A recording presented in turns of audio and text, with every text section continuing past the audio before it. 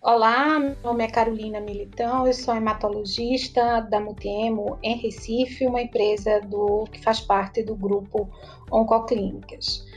Quando eu recebi este convite para falar um pouco de estudos de vida real em mieloma múltiplo e como era a minha prática, eu me deparei que, na realidade, eu não tinha aprofundado muito esses estudos, embora eu estivesse visto em vários congressos e eventos, e foi uma oportunidade muito boa de ver que, na minha prática, eu uso muito daquilo que já está descrito em trabalhos e em publicações. Aí vamos começar a dividir um pouquinho aquilo que eu consegui ver e aquilo que pode nos ajudar na nossa prática clínica e na ajuda do tratamento do nosso paciente no dia a dia.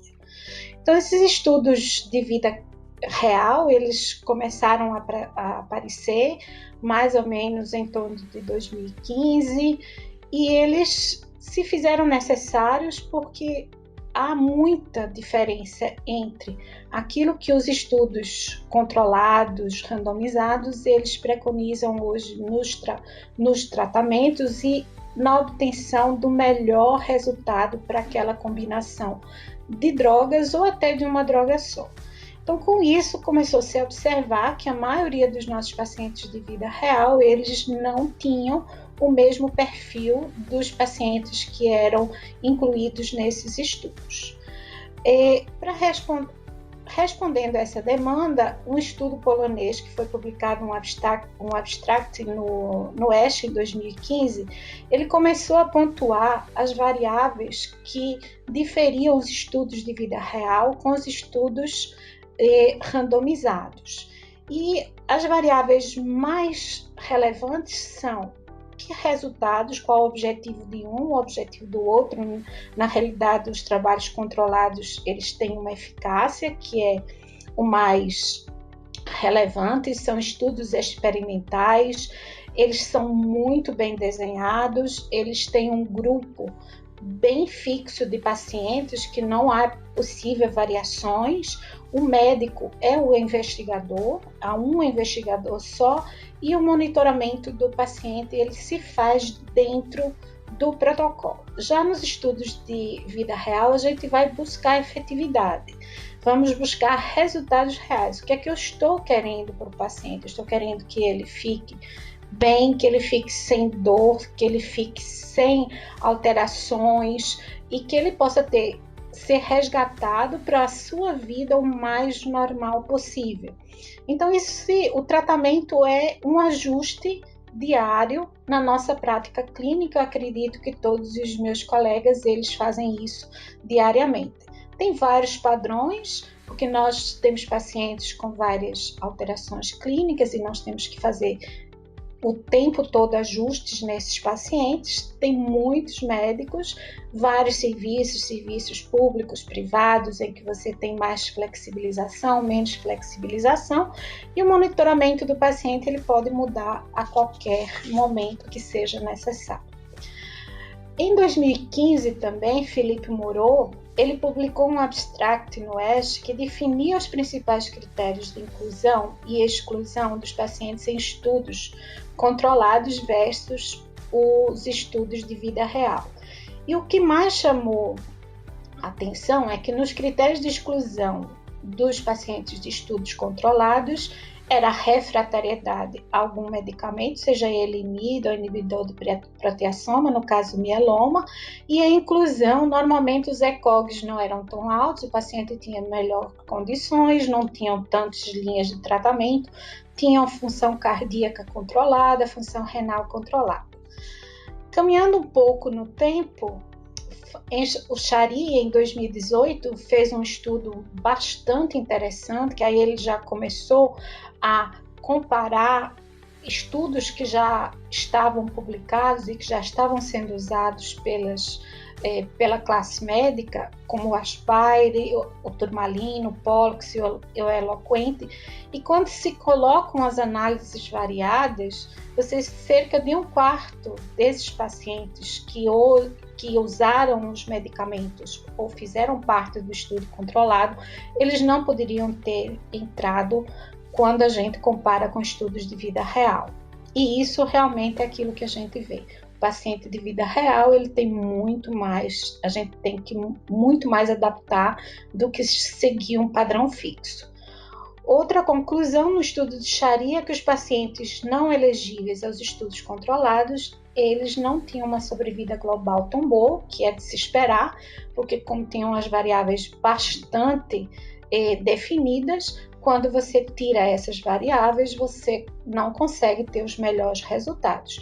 No entanto, os pacientes que fizeram a opção, ou que se foi feita a opção para o uso da terapia oral, conseguiram manter uma duração de tratamento e um tempo para o próximo tratamento maior na comparação com os estudos controlados. Isso provavelmente porque esses pacientes conseguiam manter um tempo mais prolongado de tratamento e não tinham tantas interrupções.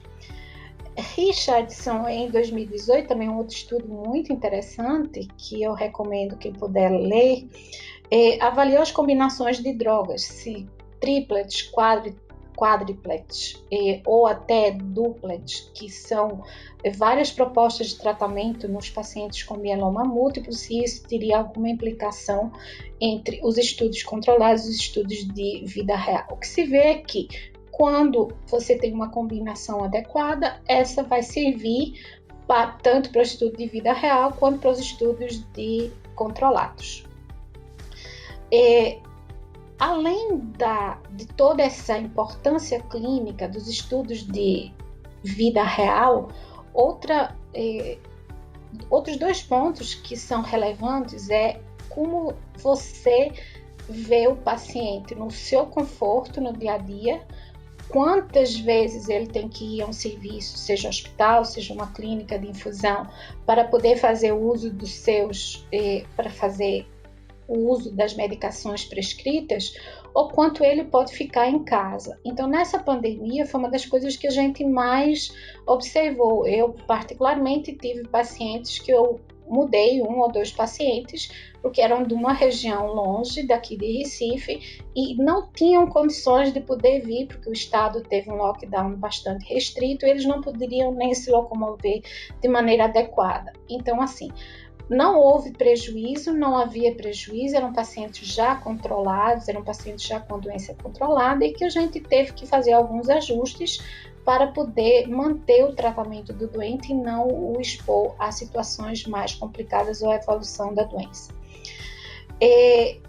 Então, o que nós vemos é que cada vez mais há uma importância desses estudos, cada vez mais os grandes eventos como ESH, ASPO, IRRA, dão espaço para estudos que comparem e que consigam avaliar os dados de vida real junto com os trabalhos controlados, randomizados, os trabalhos pivotais, os trabalhos originais, e também isso vai fazer com que a gente possa decidir de uma maneira mais clara o custo que esses pacientes o custo que vai haver com esses pacientes, em que em alguns momentos a gente pode estar fazendo mais medicação do que aquilo, ou menos medicação do que aquilo que realmente é necessário.